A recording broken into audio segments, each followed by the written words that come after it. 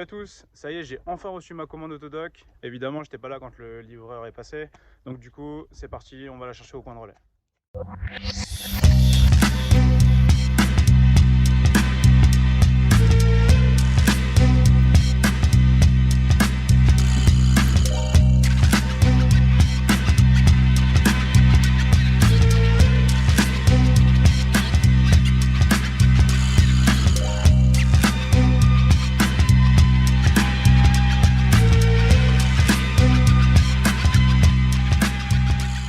J'ai réinstallé le moyeu sur l'amortisseur avant de remettre le tout sur la voiture, c'est plus simple à installer.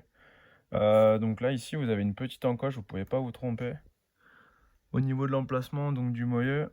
Et après ça pour l'enfoncer, je me suis juste aidé du maillet et tout bien. Comme je change mes biellettes de direction, j'ai pris aussi biellettes de bar stable. Elles n'étaient pas usées, mais bon, je me suis dit c'est pas très cher et puis comme ça c'est fait. Pour le réglage du coup du train avant, ça va être optimal. Petite comparaison des biellettes axiales. Donc ça va, c'est la même taille, ça a l'air d'être correspondant. Ça va, j'ai eu la bonne ref. Petit mieux sur la nouvelle, parce qu'il y a des plats sur lesquels on peut mettre une pince que j'avais pas sur les anciennes. Mais dans tous les cas, j'ai quand même acheté l'outil pour bien serrer parce que j'avais pas envie que ça soit desserré. C'est quand même du réglage de train qui est assez important, donc du coup j'ai quand même acheté l'outil qui va bien. Allez, plus qu'à monter. Hey, hey, hey, hey, hey. Donc il faut bien mettre le petit téton qui est là dans l'embout qui est au fond. Alors surtout si un jour vous changez vos soufflets de biellette de direction, prenez pas du SKF, c'est vraiment de la merde.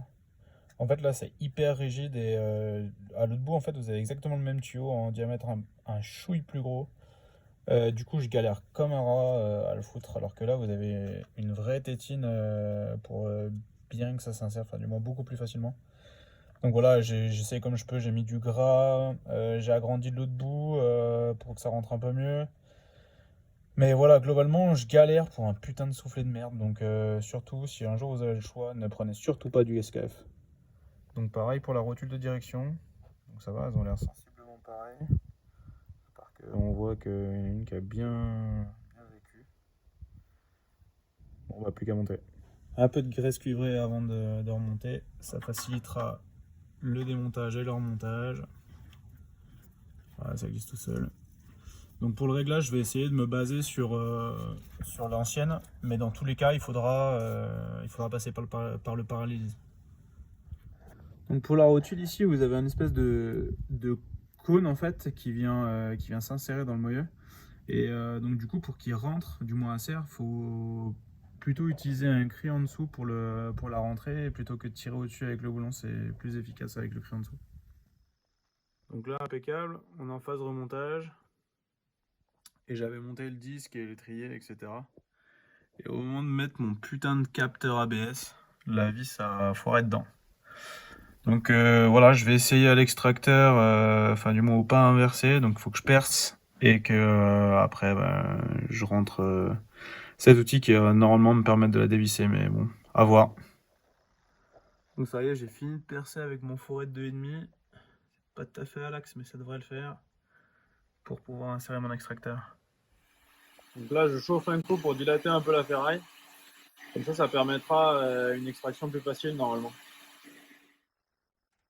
Ça y est, le capteur est à sa place, donc je me suis un peu fait chier quand même. J'ai dû retarauder un peu les filets. Parce que en mettant mon extracteur, ça avait attaqué un peu les filets, donc voilà, j'ai passé un petit coup de tarot. Donc c'était du M6 par 0,75. Donc voilà, hein, ça ressemble à ça. Donc voilà, il n'y a plus qu'à finir de remonter.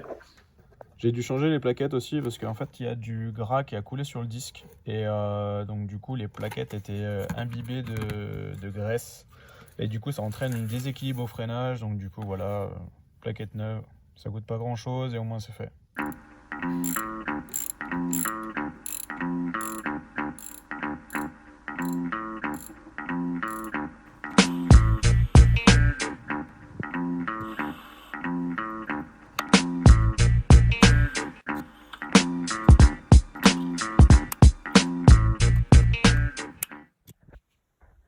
Donc on se retrouve dans l'habitacle.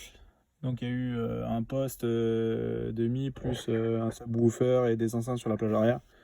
Donc du coup je m'occupe de virer tous ces câbles coax de merde qui passaient donc sous la commande, sous les sièges, sous la moquette pour les rejoindre la plage arrière. Donc il devait y avoir sûrement le subwoofer qui était dans le coffre.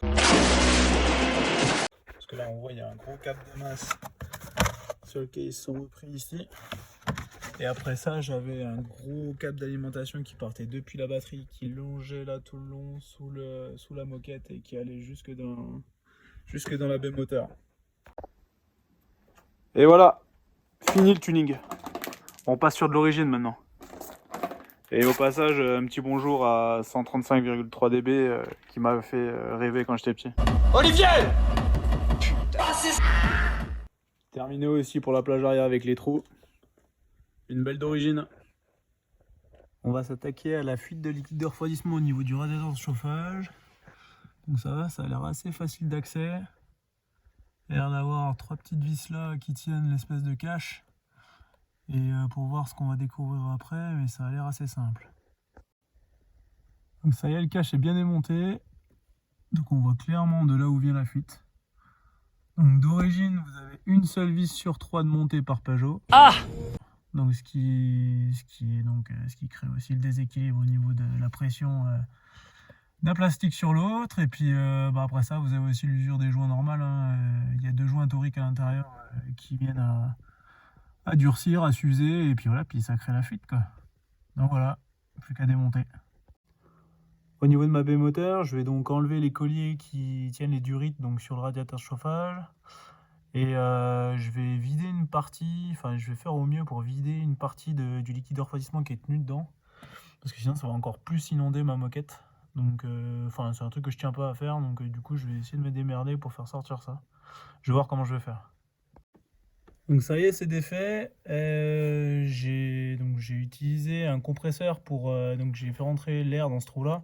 J'ai mis un chiffon en dessous ici et du coup le liquide s'est mis sur le chiffon. Donc ça va pas trop mal, hein. J'ai pas tout vidé mais j'en ai vidé une bonne partie, ce qui évitera que ça coule dans l'habitacle. Et après ça, vous avez une petite vis donc, qui vient pile au milieu entre les 2 tuyaux. Qui vient pile au milieu entre les 2. Donc il n'y a plus qu'à retirer la petite plaque en métal.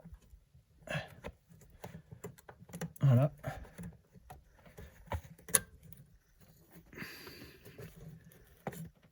Tac.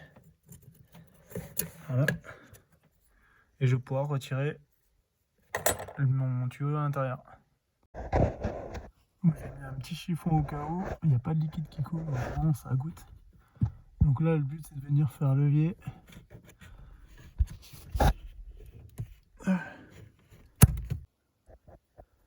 Donc je vais remplacer les 2 joints toriques qui étaient devenus tout carrés et du coup qui faisaient plus étanchéité. Donc c'est le numéro 16. Et après ça je vais remettre les 2 vis qui manquaient et plus qu'à faire le chemin inverse pour leur montage et ce sera impeccable. Je vais en profiter pour nettoyer correctement donc cette moquette avec un aspirateur, injecteur, extracteur. Mais bon, rien ne remplace quand même une bonne brosse.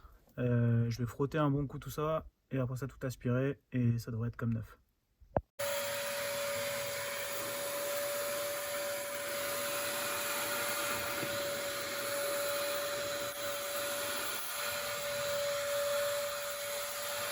Et voilà, la moquette est tout aspirée, lavée, frottée. Il me restera la talonnette et les pédales à finir.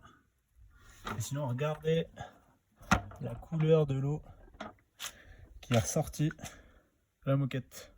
A few moments later. Du coup, j'ai pas trouvé d'origine encore, mais je garde espoir. Donc, j'aurai l'origine Peugeot. Et en attendant, j'ai pris un Ragazon, donc tout en inox.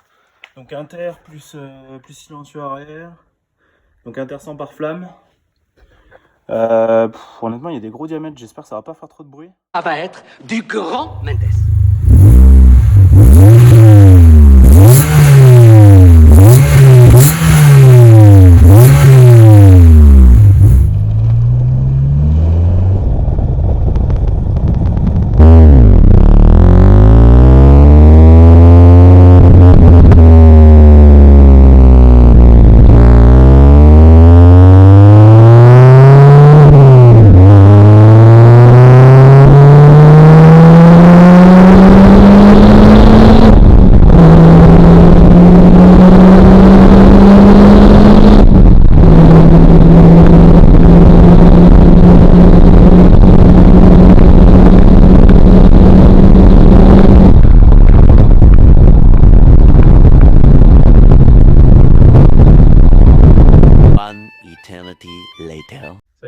pris le temps d'aller au contrôle technique pour faire ma contre-visite. Donc c'est bon, on est reparti pour 2 ans. Donc beaucoup d'heures de passé sur cette voiture. Beaucoup d'argent aussi, il faudrait que je compte combien j'ai mis, parce qu'honnêtement, avec l'achat, les papiers et les pièces que j'ai remis dedans, j'aurais peut-être mieux fait d'acheter une voiture un peu moins kilométrée du coup avec moins de soucis. Mais bon, je voulais à tout prix une RC rouge et c'était la seule à ce moment-là à vendre sur le Bon Coin qui me paraissait bien.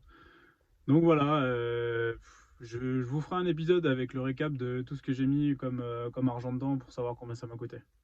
N'hésitez pas à vous abonner si vous avez envie de regarder la suite de cette RC. Allez, salut!